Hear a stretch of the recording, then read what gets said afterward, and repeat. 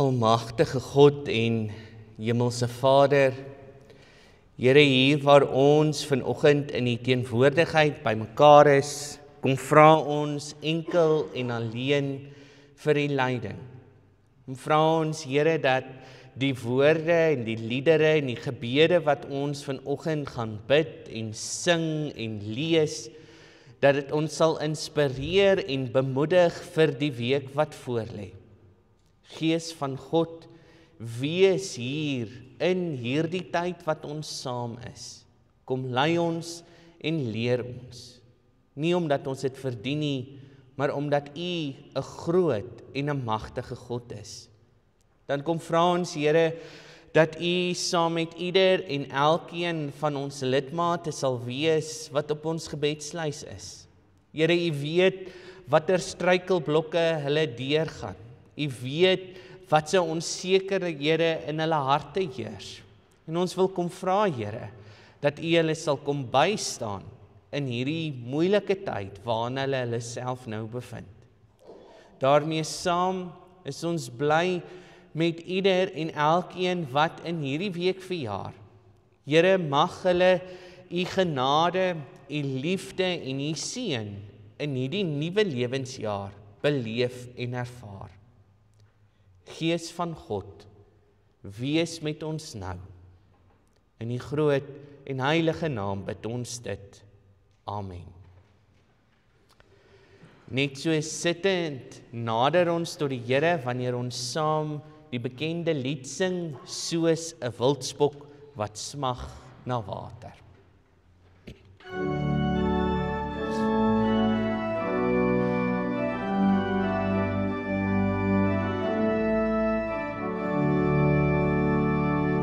Soos 'n wildspok wat smag na water, smag my siel na U, o Heer. U alleen is my hart verlange en ek bring aan U, die Heer. U alleen is my bron van krag, in U teenwoordigheid wil ek wag. U alleen is my hart verlange en ek bring aan U, die Heer. Ek soek U meer as goud en silwer, want net U versadig my. Net by U vind ek ware vreugde deur U Gees wat in my bly. U alleen is my bron van krag, in U teenwoordigheid wil ek wag.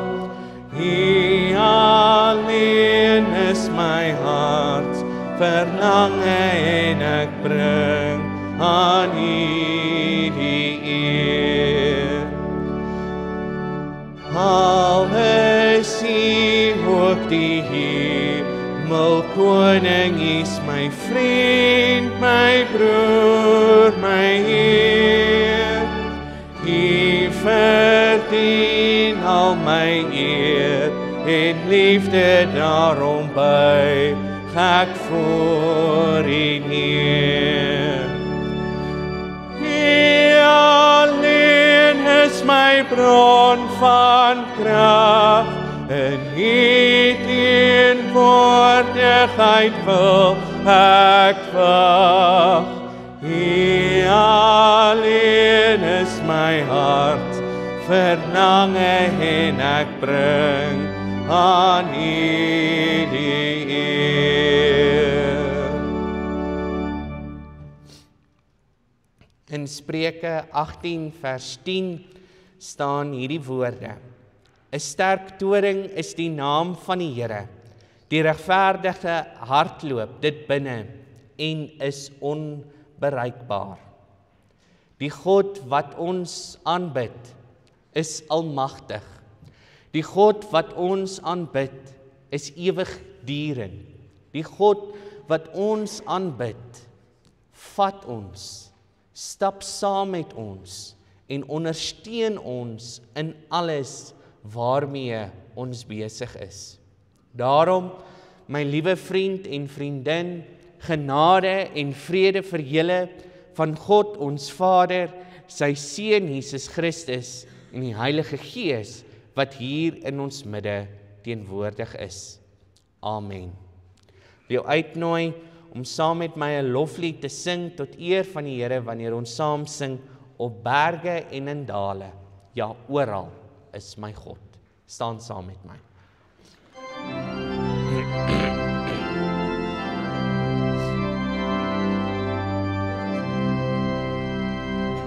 Op berge en in dale en oral is my God, waar ons ook telke male mag swerwe, daar is God, waar ons gedagtes swewe, of styg ook, daar is God, omlaag en hoog verhewe, ja, oral is my God, die diere op die aarde, die visse in die see, die mossie en die arend, die blomme veld en vee, met al sy handerwerke, verkondig dag en nag, sy goedheid sonder perke, die grootheid van sy mag. Roem Christen, heel my lewe is veilig in my God, waar alles my begewe, of waar ek lei is God, waar troue vriende hande, die red nie, daar is God, selfs in die doodse bande, ja, oral is my God.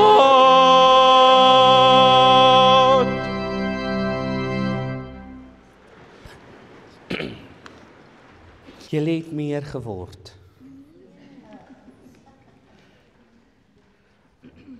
Of was ek net so siek gewees verlede week? Ja. Hoe gaan dit met julle? Ek wil net, voor ek julle vra, genade, ek is amper doof met op berge en in dale nou, ja, dit was nou baie mooi gemeentesang. Ok, hoe gaan dit met julle? Goed, ok, die skoolvakansie is om die draai, nee? Weet julle hoeveel weke is oor? Nee. 15 weke is nog oor. Daar is nie eers soveel weke oor in die jaar nie. 2 weke oor. En dan gaan julle op vakansie. Wie gaan weg? Hy gaan leer. Ag, shame. Wat? Wie gaan weg? Ok, waartoe gaan julle? See toe. Ek gaan volgende week see toe. Ek kan nie wag nie. Nee, dan kan ek so 'n bietjie op die strand gaan sit en wil jy ook see toe gaan na jou ouma toe? Ek gaan see toe na my tannie toe. Met jou ouma. Ok, net seker maak ek het die grammatika reg. Ok, yes. Gaan jy Pofadder toe? Dis warm daar, né? Hy weet nie, ok. Gaan jy jag? Ek sien net jou camo, jy's reg om te jag. Ok, Ek wil gou hê julle moet daar vir my kyk daar op die nagmaalstafel. Wat sien julle, wat is daar, wat anders? Die Bybel, julle sien die Bybel, ja, wat sien julle nog? En teddybere, nee, wat sê teddybere is daar? 'n Draak, ja, wie is daai draak? Dis Toothless, nee? OK, en wat's daar nog?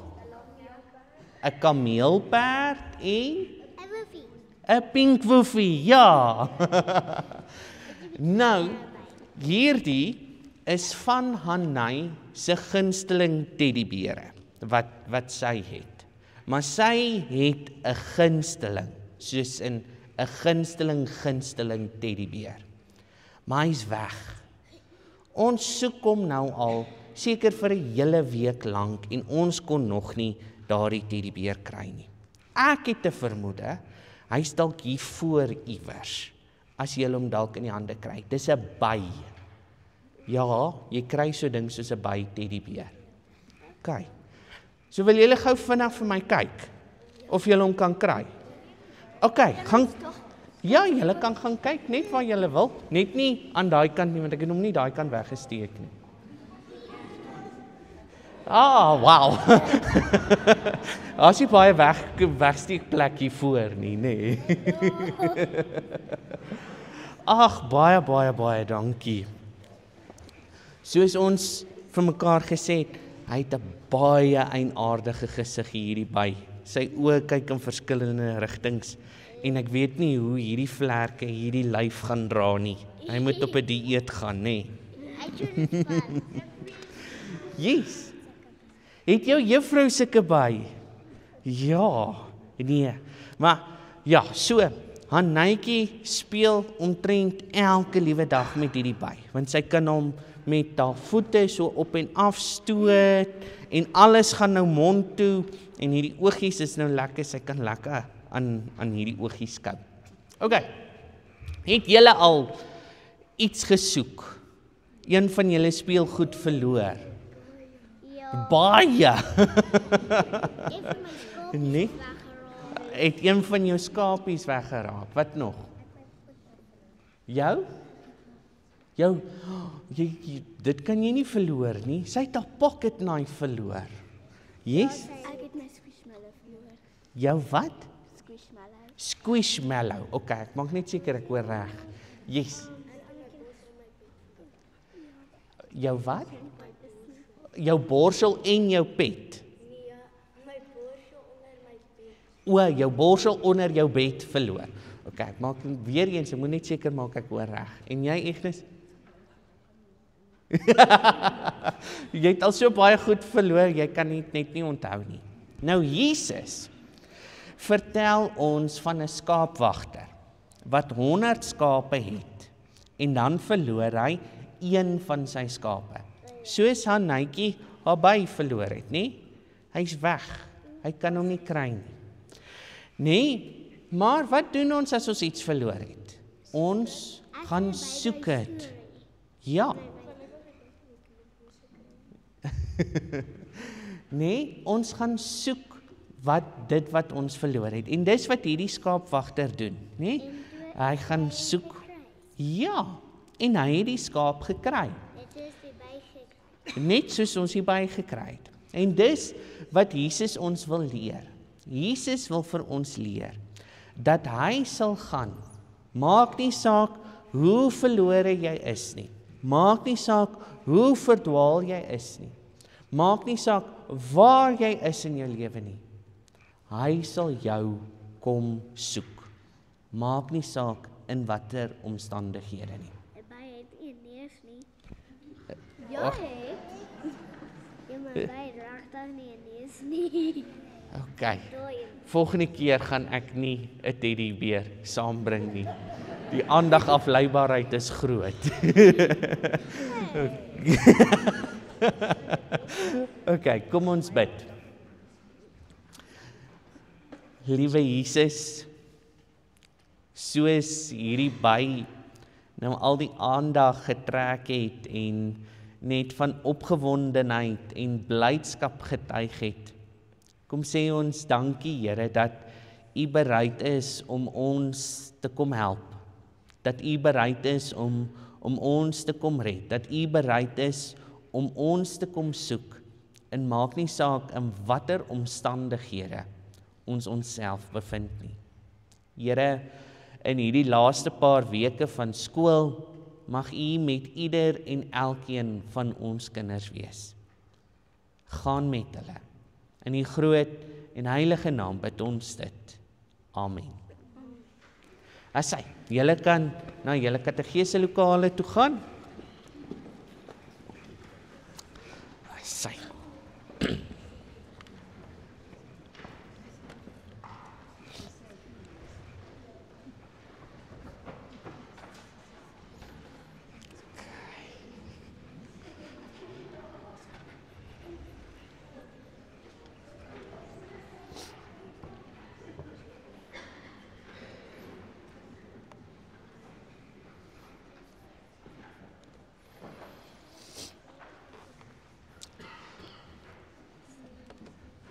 Vanoggend is dan ook 'n besonderse oggend in die sin van ons het so 'n maand of wat terug 'n kerkraadsvergadering gehad en ons as kerkraad het besluit om Roy Krause wat homself bereid verklaar het as diaken te bevestig.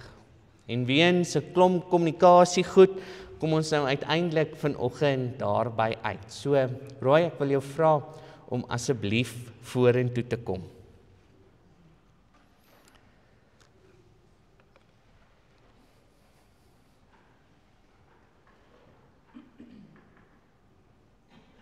Ek kan net daar staan. Van die begin af het die Here Jesus mense geroep om sy werk op aarde voort te sit. Hy sê vir sy disippels, soos die Vader my gestuur het, stuur ek julle ook. Die ampte is deel van die gawes wat die Here deur sy Heilige Gees aan die kerk gee. Sy doel daarmee is om die gelowiges toe te rus vir hulle diens en om die gemeente as liggaam van Christus op te bou. Die vereistes vir die amp. Uit die Bybel is dit duidelik dat 'n amptdraer bekend moet wees as iemand met 'n lewende geloof, iemand met 'n begeerte om vir die Here te werk, wat bekwaam is om te leer en gewillig is om daarvoor toegerus te word. Verder moet 'n amptdraer 'n hoë sedelike lewenspyl handhaaf en in alle omstandighede betroubaar wees. Die kerkraad het deur die aankondiging bekend gemaak wie verkies is tot hierdie ampt. Aangesien daar geen wettige beswaar ingebring is nie, aanvaar die kerkraad die goedkeuring van die gemeente en gaan ons nou voort met die bevestiging. Roy, jy is as 'n diaken geroep om in Christus se diens te staan. Hy is die groot dienskneg wat mense roep om sy werk op aarde voort te sit. Die diaken se diens begin by die nagmaal, waar die gemeenskap met Christus en die medegelowige gevier word. Daarvandaan word die liefde en barmhartigheid van God ook uitgedra na elke terrein van gemeentelike lewe en na die samelewing. As diaken moet jy vir die lidmate 'n voorbeeld van onselfsugtige diens wees. Jy moet die materiële en geestelike nood van mense fyn aanvoel en daadwerklik help. Verlig ook die omstandighede wat tot die nood aanleiding gee. Waar hulp verleen word, moet ook die evangelie gebring word. Inspireer die lidmate en rus hulle toe om mekaar se laste te dra. Versorg in die eerste plek die medegelowige, maar ook allerlei mense wat in nood verkeer. Dit is ook jou taak om te help met die insameling van die dankoffers. Jy is medeverantwoordelik om die gawes wat gegee word met wysheid as ook in die regte gesindheid van Christelike liefde te bestee. Dit is wat ons van jou verwag. Dit is die erns van die beroep wat jy vanoggend aanneem. Antwoord opreg op die volgende vraag, sodat elkeen kan hoor dat jy bereid is om hierdie diens te aanvaar. Is jy daarvan oortuig dat God self jou deur sy gemeente tot hierdie besonderse diens geroep het? Aanvaar jy die Ou en die Nuwe Testament as die enigste onfeilbare woord van God en as die volkome leer van die verlossing en verwerp jy alle leringe wat daarmee in stryd is? Beloof jy om jou amp, soos dit aan jou voorgehou is, volgens hierdie leer getrou te vul? Aanvaar jy dat jou medegelowiges die verantwoordelikheid het om jou te help om op die regte pad te bly? Wil ek hê jy moet na die gemeente toe draai? Dan wil ek vir die gemeente vra, aanvaar julle Roy en sal julle hom help om op die regte pad te bly, soos wat hierdie vraag nou net aan hom gevra is? Wat is die gemeente se antwoord? Dus, wees getrou in jou dienswerk. Wees 'n goeie voorganger vir die hele gemeente. En gemeente, ontvang hierdie kerkraadslid as 'n gestuurde van die Here en bid vir hom. Werk met hom saam, want die werk wat aan hom opgedra is, bly ook julle taak. Wees gewillig en blymoedig in die uitleef van jou verantwoordelikhede. Stel jouself beskikbaar om toegerus te word as profete, priesters en konings in Jesus Christus. Baie, baie geluk, Roy. Ek wil vra Christo, as jy hom net sal kom gelukwens, dan kan ons saam 'n seëngebed oor sy bediening uitspreek. Baie, baie geluk en baie, baie sterkte. Draai asseblief weer na die gemeente toe. En dan, ons ken al die gewoonte en die gebruik, as jy net jou hand uitsteek, beteken dit, ons is deel in hierdie seën as 'n gemeenskap van geloof. Daar is niks bygelowig, niks snaaks wat ons daarmee bedoel nie. As jy nie gemaklik is om dit te doen nie, bid net saam met ons hierdie gebed in jou hart. Kom ons bid saam. Almagtige God en Hemelse Vader, Here, mag U vir Roy in sy dienswerk as diaken kom dra en ondersteun. Mag hy die nood wat in ons gemeenskap is sien en inspring en help waar nodig is. Here, mag hy sy werk ten volle vir U uitleef. Here, dra hom en seën hom in hierdie besonderse beroep wat hy vanoggend aanvaar het. In die groot en heilige naam bid ons dit. Amen. Saam sing ons dan 'n seënlied, laat Heer U seën, in hierdie geval op hom daal. Kyk, kom ons staan saam en sing hierdie lied.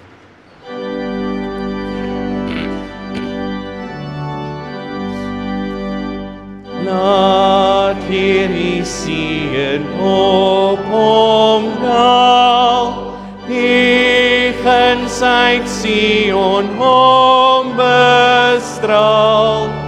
U wat beveel en dit geskied, wil Heer U seën oor hom gebied.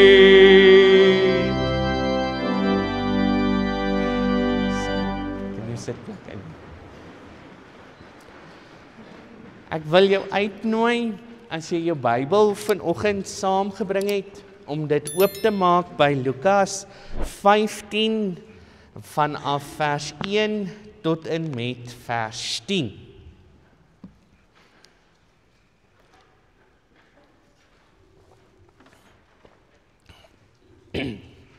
Nou, ons is vir die laaste maand aktief besig in die Lukas Evangelie en soos ek verlede week genoem het ek nou nogal redelik alles gesê wat ons kan sê oor die Lukas Evangelie.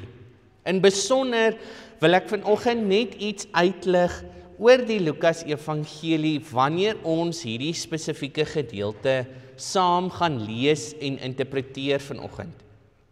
Wanneer ons vir mekaar sê, Lukas se evangelie is 'n universele evangelie, is 'n evangelie wat bedoel is vir almal, is Lukas se fokus in besonder op die mense wat uitgestoot is en verwerp is in die samelewing. In hierdie geval sou dit enige iemand wees wat 'n fisiese gebrek ly, soos 'n dowe persoon of 'n blinde persoon of iemand wat nie kan loop nie en of iemand wat stom is. Daarmee saam ook mense wat geen familie gehad het nie. Hierdie is weerlose mense. Kinders wat hulle ouers verloor het. Vrouens wat hulle mans verloor het. Al hierdie mense is die mense wat Lukas in gedagte het wanneer hy sy evangelie skryf. So wanneer ons nou praat oor tollenaars en sondaars, moet ons dit in gedagte hou. Hierdie is die mense wat hierdie evangelie vir die eerste keer lees. En wanneer ons dan nou kom by die bekende gedeelte van die verlore skaap, moet ons daarvan bewus wees. Moet ons dit in ons gedagtes hou. Ek wil jou uitnooi vir die soveelste keer. Kom ons vra vir die Here se leiding in ons teksgedeelte vanoggend. Kom ons bid saam. Almagtige God en Hemelse Vader, Here, hier waar ons in die teenwoordigheid bymekaar is, en vra ons dat U vir ons die nodige leiding en insig sal gee, sodat die teksgedeelte wat ons lees hierdie week, op hierdie betrokke Sondag, ons sal inspireer vir die week wat voorlê. Gees van God, lei ons en leer ons. In die groot en heilige naam bid ons dit. Amen. Ek lees vir ons Lukas 15 vanaf vers 1 tot en met vers 10. Sal julle vir my weer aangaan. Al die tollenaars en die sondaars het dikwels nader gekom om na hom te luister. Die fariseërs en die skrifkenners het onder mekaar gemor. Hierdie man ontvang sondaars en eet saam met hulle. Toe het hy vir hulle hierdie gelykenis vertel. Wie van julle wat 100 skape het, en hy verloor een van hulle, laat nie die 99 in die woestyn agter, en gaan agter die verlore een aan, totdat hy hom kry nie. En as hy hom gekry het, tel hy hom op met blydskap op sy skouers, en gaan huis toe en roep sy vriende en bure bymekaar, en sê vir hulle, wees saam met my bly, want ek het my skaap wat verlore was weer gekry. Ek sê vir julle, so sal daar in die hemel blydskap wees oor een sondaar wat hom bekeer het, eerder as oor die 99 regverdiges, wat nie nodig het om tot bekering te kom nie. Of watter vrou wat 10 dragmas het en 1 dragma verloor, steek nie 'n lamp op, vee die huis uit en soek deeglik totdat sy dit kry nie. En as sy dit gekry het, roep sy haar vriendinne en bure bymekaar en sê, wees saam met my bly, omdat ek die dragma wat ek verloor het weer gekry het. So sê ek vir julle, is daar blydskap onder God se engele oor een sondaar wat hom bekeer. Tot sover.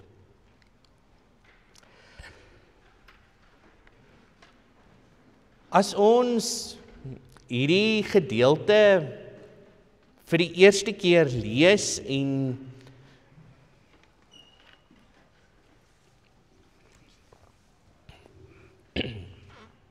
wil van sin maak in ons eie lewe en in ons eie konteks, moet ons 'n paar dinge vir mekaar sê. In die eerste instansie moet ons vir mekaar sê, as ons hierdie gedeelte gaan lees en ons gaan lees die fynere detail wat hier vir ons opgesluit staan, dan gaan ek 'n baie sterk argument maak om te sê, maar weet jy, hierdie gedeelte is bedoel vir ons wat elke Sondag kerk toe kom. Hoekom sê ek dit so? Hoekom fraseer ek dit so? Want so baie keer en so dikwels in ons eie lewens en die dinge waarmee ons besig is en die stories wat ons lees en die flieks waarna ons kyk en die stories wat ons op die TV kyk, is dit baie dikwels dat ons onsself identifiseer, wil ek amper half sê, met die goeie karakter, nie die held van die storie, die goeie persoon, die persoon wat deur moeilikheid gaan, die persoon wat deur struikelblokke gaan, die persoon wat sukkel en die persoon wat dan nou op die ouene van die dag die antagonis uiteindelik wen en verslaan.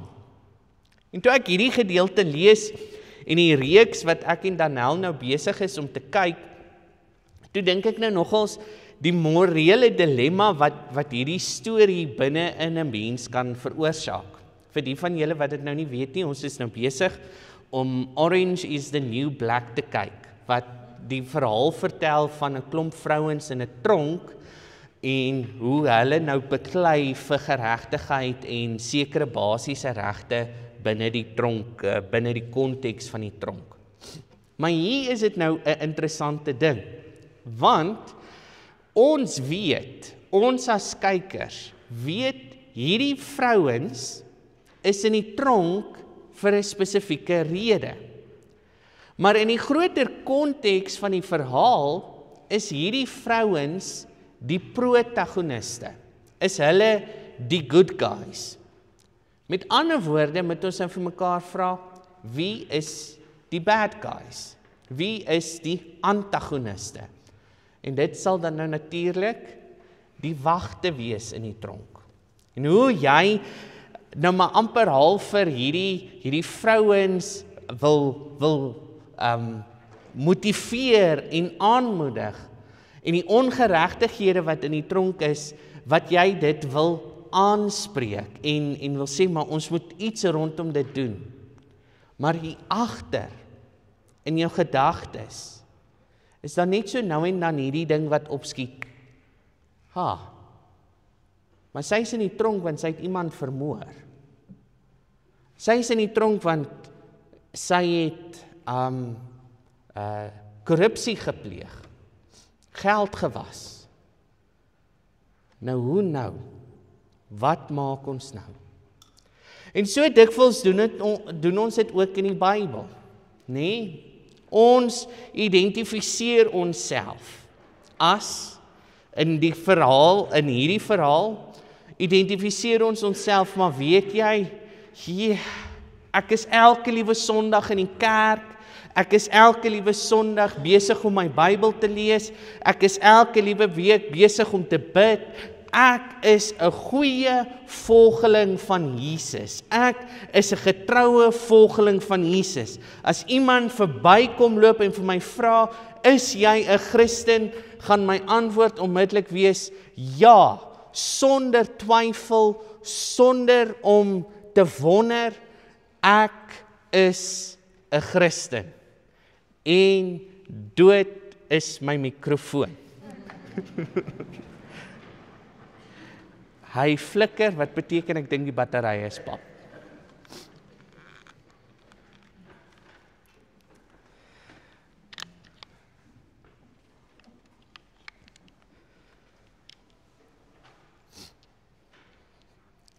Ek het gewag vir dit om te gebeur.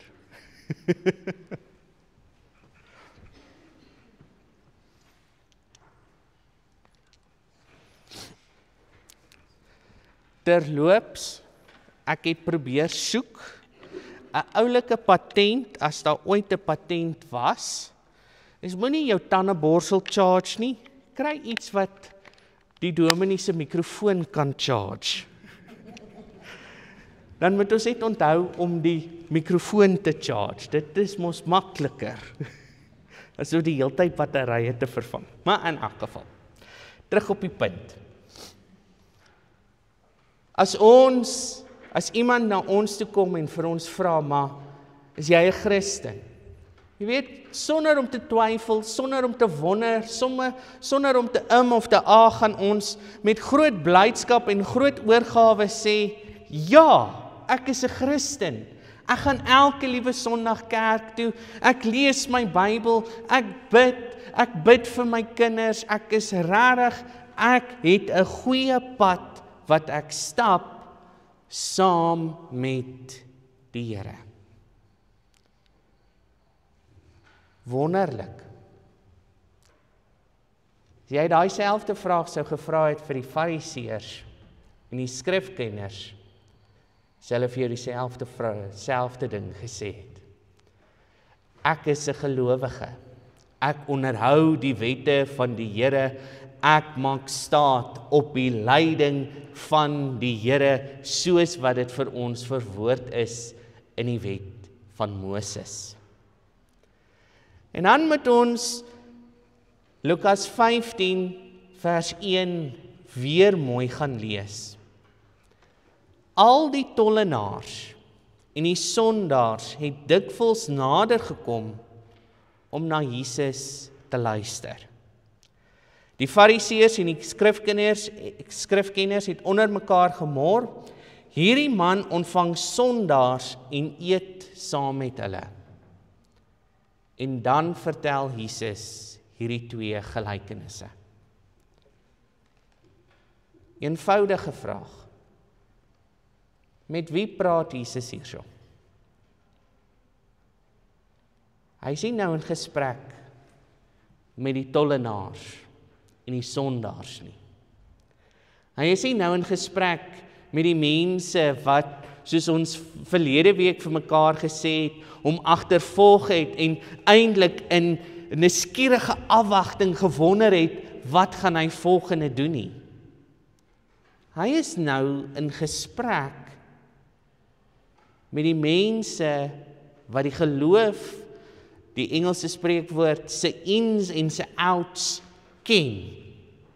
Hulle weet waaroor dit gaan.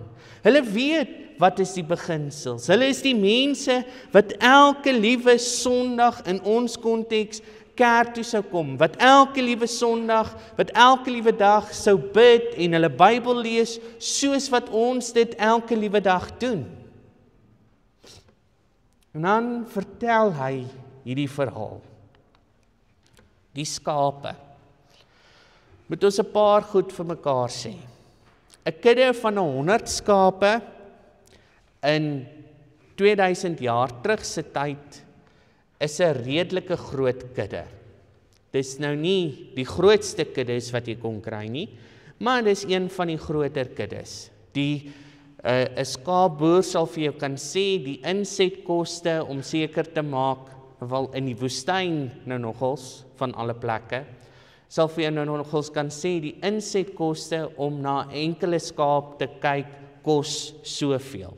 En daarom moet jy soveel uitkry as jy nou die skaap se wol skeer en omslag om daai lekker skaap choppie by uit te kom. Moet ons dan nou vir mekaar sê, paar dinge. Een, met so groot trop, is dit onwaarskynlik dat daar net een herder was, wat na die trop sou kyk. Okay? Baie dominees gebruik daardie verstaan om 'n ander interpretasie op die tafel te sit. Maar Jesus praat hier in besonder van een herder. So ons moet bly staan by een herder. Daarmee saam, as ons 'n koste-analise sou doen, daar sê ek dit, is dit onwaarskynlik dat 'n gewone herder agter een skaap sal gaan soek en 99 ander skape los. Die ouditeure in die gemeente sal vir my sê, daai sommetjie klop nie. Om 99 skape iewers te los en te sê, nou gaan soek ek vir een skapie, maak nie finansiëel sin nie, want jy stel die ander 99 skape in gevaar. Dieselfde geld, en as ons die vrou gaan lees met die 10 drachmas, dan sien ons dieselfde geld daarvoor. Die olie wat sy verbrand, om haar huis skoon te maak, om 1 drachma in die hande te kry, maak dit finansiëel nie die moeite werd nie. Maar so het ons almal, as dit belangrik genoeg was, op 'n stadium in ons lewens, so desperaat vir iets gesoek. Is dit nie net 'n bytjie wat hier agter weggesteek is, wat jy maklik kan kry nie? Is dit daai een ding waar ons nie sonder kan gaan nie? En dit is die prent en dit is die beeld wat Jesus hier vir ons illustreer en wys. Dan, nee, ons het dit vir mekaar gesê, moet ons op hierdie punt vir mekaar sê, onthou, Jesus is besig om vir die fariseërs iets te leer. Hy is besig om vir hulle iets te wys. Hy is besig om 'n punt te maak en te sê, maar weet jy, as ek na hierdie 2 groepe moet kyk, as ek moet kyk na die 99 skape en die 1 verlore skaap, gaan ek nie sê die tollenaars en die sondaars wat Jesus geagtervolg het, wat hierdie nuuskierige afwagting gehad het om te sien wat Jesus volgende gaan doen, is die verlore skape nie. Ek sou sê, die mense wat die ins en die outs van hulle geloof geken het, die mense wat verstaan hoekom God 'n pad stap saam met ieder en elkeen van ons, wat die wet van Moses soos die palm van hulle hand ken, hulle is verlore. En dit my herinner aan die gedeelte in Romeine 3, waar Paulus ons almal onder dieselfde kam skeer.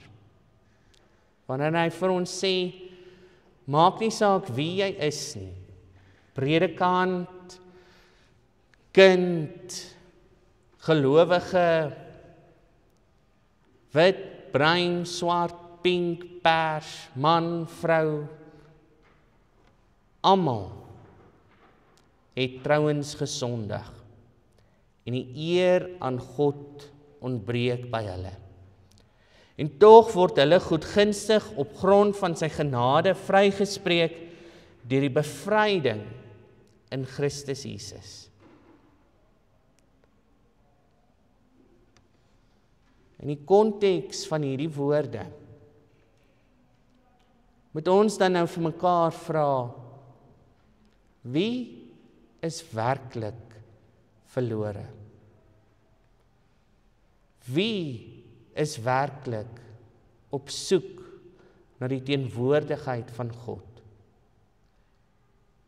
Is dit ons wat elke Sondag hier sit en 'n dominee hoor uit die Bybel uitlees? Of is dit die persoon wat vra het oor sy geloof? Is dit die persoon wat nie weet of dit wat hy glo die regte ding is nie? Is dit die persoon wat totaal en al altyd aanhou soek? Wie is verlore? Dit bring my by die vraag,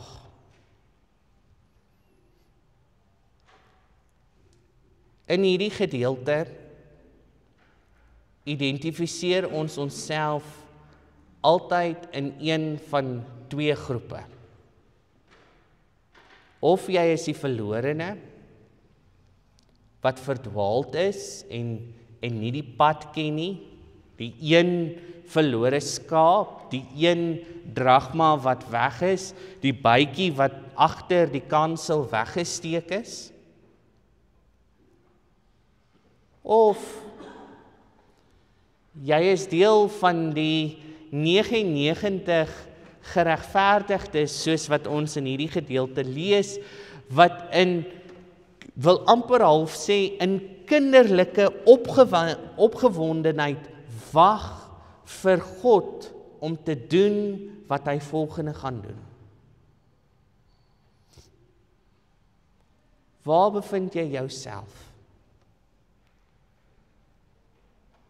Toe ek hierdie gedeelte lees, en ons het dit al baie gelees en baie keer interpreteer en baie keer verstaan, toe ek het hierdie keer weer lees vanuit hierdie perspektief, toe vra ek vir myself, ek sondaar, ek wat die Bybel ken, wat, soos ons nou vir mekaar gesê het, 'n hoë morele standaard moet handhaaf, wat die ins en die outs van ons geloof ken. Waar is jy? Is jy verlore? Verstaan jy werklik waaroor dit gaan? Of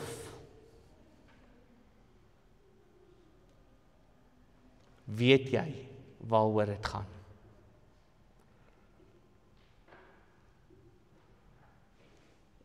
En wil ek dit sê, en sê ek dit met groot versigtiging, is dit baie arrogant om te kan sê, vir 100% van die tyd, jy weet waaroor dit gaan. En selfs Paulus sê, ek kyk in 'n dowwe spieël, maar eendag sal ek ten volle verstaan. Maar nou het ek net my geloof, net my hoop in Jesus Christus, net my liefde vir my naaste, om aan vas te hou. Terwyl ons daaroor nadink, wil ek jou uitnooi om saam met my hierdie gebed te bid, waar ons dit vir mekaar erken, en waar ons dit vir mekaar sê. Voor U wet, Heer, staan ons skuldig. Here, help my, want soms is ek verlore. Here, help my, want soms dink ek is die regverdigde. Here, help my, om U raak te sien.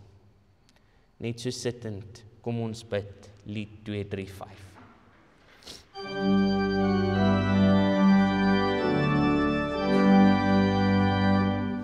Voor U wet, Heer, staan ons skuldig, liefde is die groot gebod, liefde is ons steeds verskuldig, aan ons naaste en ons God.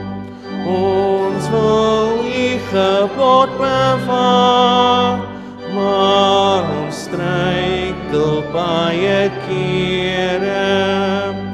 Leer ons liefde vir mekaar, maar behalwe U, o Here, liefde doen aan niemand kwaad nie, dis vervulling van die wet, die God mag ons nie laat nie, maar met ywer daarop let. Ons weet ver is reeds die nag, ken die tydsomstandighede, weldra breek die volle dag, wek ons hieruit valse vrede.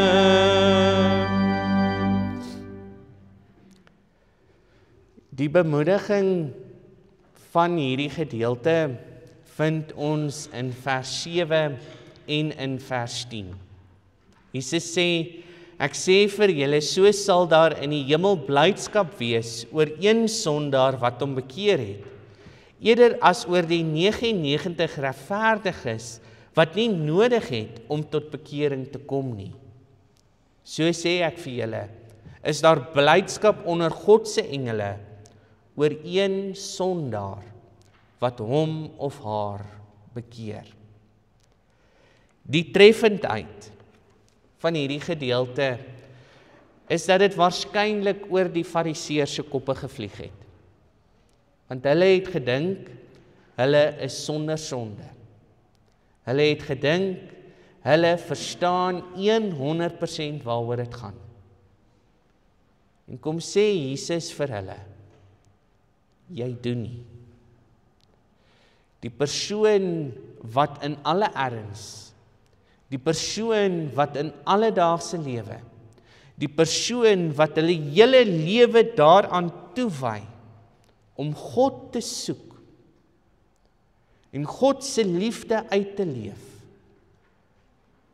dit is daardie persoon vir wie die engele bly is.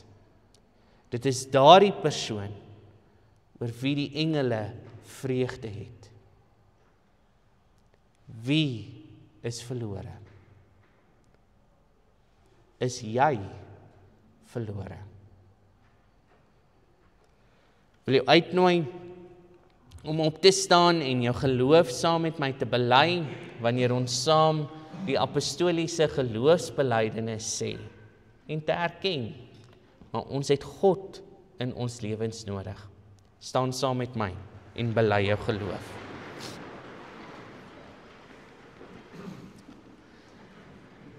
Ek glo in God die Vader, die Almagtige, die Skepper van die hemel en die aarde, en in Jesus Christus, sy eniggebore Seun, ons Here, wat ontvang is van die Heilige Gees, gebore is uit die Maagd Maria, wat gelei onder Pontius Pilatus, gekruisig is, gesterf het en begrawe is, en ter helle neergedaal het, wat op die 3de dag weer opgestaan het uit die dode, wat opgevaar het na die hemel, en sit aan die regterhand van God, die Almagtige Vader, vanwaar hy sal kom om te oordeel, die wat nog lewe, en die wat reeds gesterf het. Ek glo in die Heilige Gees. Ek glo aan 'n heilige, algemene Christelike kerk, die gemeenskap van die heiliges, die vergewing van sondes, die opstanding van die vlees en 'n ewige lewe. Amen. Kan die sitplek inneem. Ek gee die diakens geleentheid om die dankoffers of die offergawes op te neem, terwyl ons besig is met dit, net om 'n oomblik te dink oor dit wat ons gelees het en dit wat ons gehoor het, in 'n oomblik van refleksie.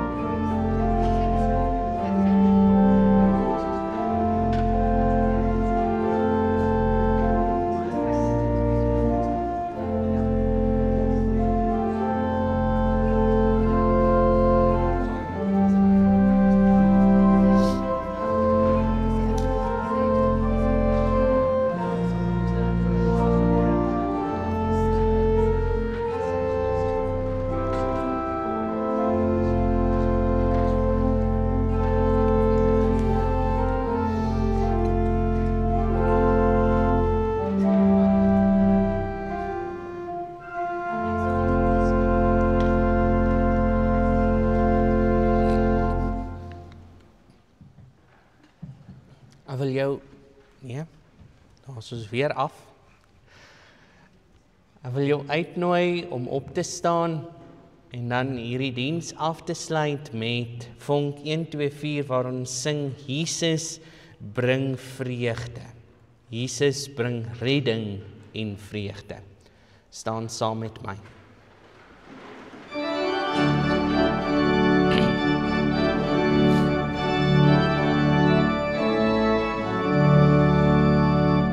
Jesus bring vreugde, redding en vreugde. Hy het mens vir ons geword.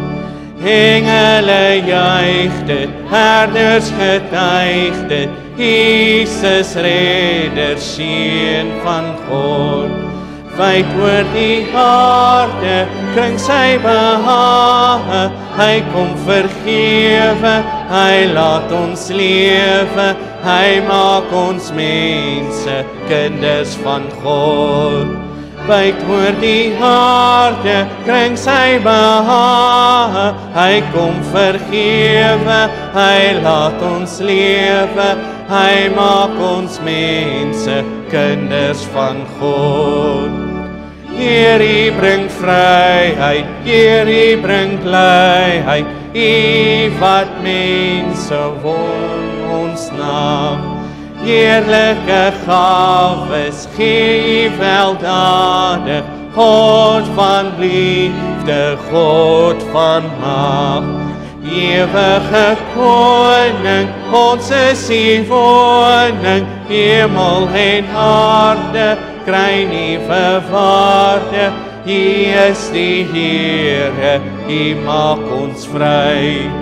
Ewige koning, ons is U woning. Hemel en aarde kry nuwe waarde. U is die Here, U maak ons vry. Staan so en ontvang die seën van die Here. Mag ons in hierdie week wat voorlê, in ons pad wat ons saam met die Here stap, regtig hierdie vraag vra. Wie is verlore? Wie het die genade van God die meeste nodig? Mag jou antwoord wees, ek, Here. Ek het U nodig. Ek wil saam met U die pad stap, want ek is 'n sondaar. In die naam van ons ewige God en Vader, sy Seun Jesus Christus en die Heilige Gees wat ons lei en leer. Amen.